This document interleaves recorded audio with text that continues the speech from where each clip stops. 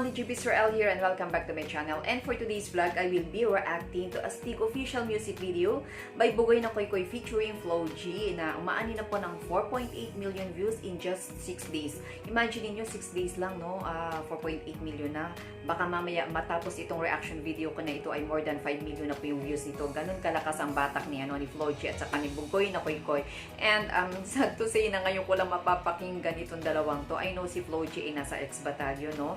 But alam niyo naman si DJB, 'di ba? Ano nga po, ako late bloomer ako. Ngayon ko pa lang na nalalakbay ang mga mundo ng mga rappers. So wala pa akong masyadong kilala sa kanila.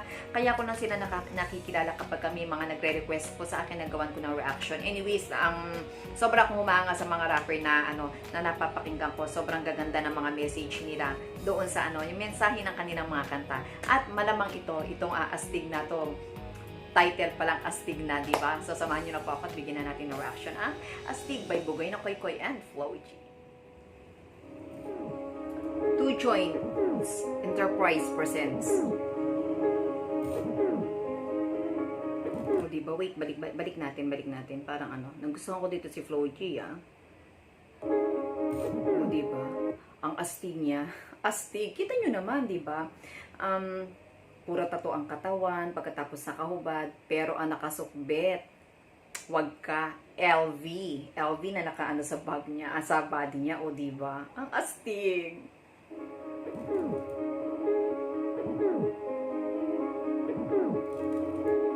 Bugoy na Koy Koy. Ngayon ko pa lang sila maririnig. Nagwawagayway na siya ng scarf. Naalala ko nung high school ako, ang scarf, kapag ka may scarf ka, para bang astig-astig mo, lalo yung mga di ba may mga grupo na tawag doon, ang mga fraternity, yung mga lalaki, lagi sila may mga scarf sa ulo para maging astig sila.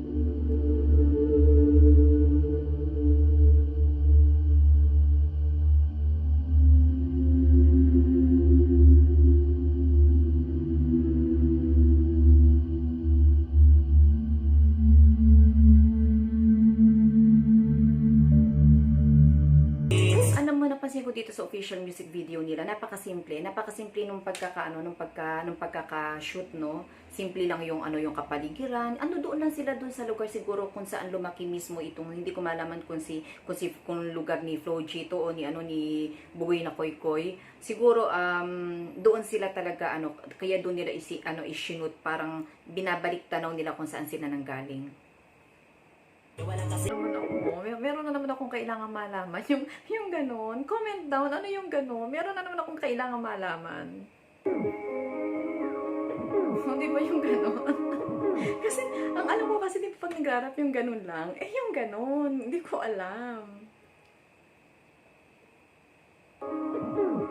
Oo, di ba? Ano ibig sabihin nito?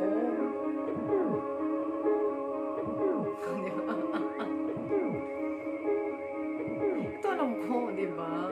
Chogi. Ang galing. O, di ba ang astig ng performance dito ni Bugoy na Koy Koy at saka ni Flo G.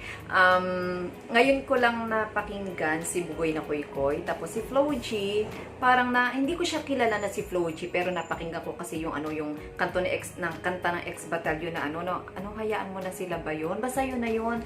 So, yun nga, gaya nga nasabi ko, hindi ko na-appreciate kasi hindi ko yung genre. So, ngayon, nandito na ako sa mundo ng mga rappers at unti-unti ko nang niyayakap sila. Unti-unti ko na rin na-appreciate yung kanta nila. Pero, alam mo yung isa sa mga nagustuhan ko sa kanila, kapag kumanta sila, ang lalim ng ibig sabihin. May mga magagandang mensahe talaga, diba? Astig. Ibig sabihin nito, astig, hindi lang astig bilang tao ka na astig na para gusto mo magsiga-sigaan or gusto mong maging makilala na ikaw ay isang maton, kundi astig sa pangarap. Kasi based doon sa pagkakaunawa ko doon sa kanilang message, sa message na kanilang kanta, astig na parang dinaan nila yung nanggaling sila sa wala, na narating nila yung yung rurok ng tagumpay nila kung saan ay talaga naghirap sila.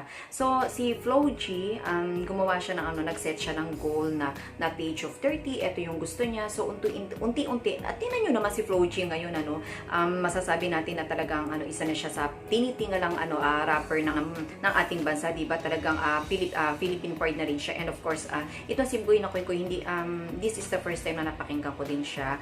At alam ko din yung mararating niya. Tapos, yun nga, sabi nga niya, di ba, from rags to riches, na mawala man sa kanya ang lahat. Alam niya na hindi siya maninibago kasi nanggaling na siya doon, at alam niya kung paano siya magsisimula uli. Parang muli siya makabalik kung saan ay narating niya yung nawala sa kanya. So, ganoon lang yun, kasi talagang ganoon kapag dumating tayo sa point na narating na natin yung rurok ng tagumpay natin. Merong pagsubok na darating sa atin upang iyan ay unti-unting mahila sa ating pababa. At kung tayo ay mahina, mawawala po iyan sa atin. Kaya ang maganda ay labanan natin lahat ng pagsubok para yung tagumpay natin ay manatili sa atin. At ang pinakamahalaga po sa lahat, kapag andiyan na tayo at narating na natin yung tagumpay na yan, maging humble lang po tayo. Wag na wag tayong magmamataas para maging astig tayo. Kasi alam mo yung maging astig tayo na na narating natin yung pangarap, astig tayo na lumilingon tayo kung saan tayo nanggaling. Okay? Anyways, ayan, kung kayo po ay nag-enjoy sa astig performance po ni Flo G at saka ni Bugoy na Koy Koy, please give your thumbs up to this reaction video. At kung hindi ka pa po nakasubscribe sa aking channel, mag-subscribe ka na po at i-click mo lang po ang tiny bell button para updated ka sa mga video na aking i-upload. Okay? Subscribe, like, and click the tiny bell button. Bye-bye everyone! Keep safe always and God bless us all. Love you all. Audio Jungle.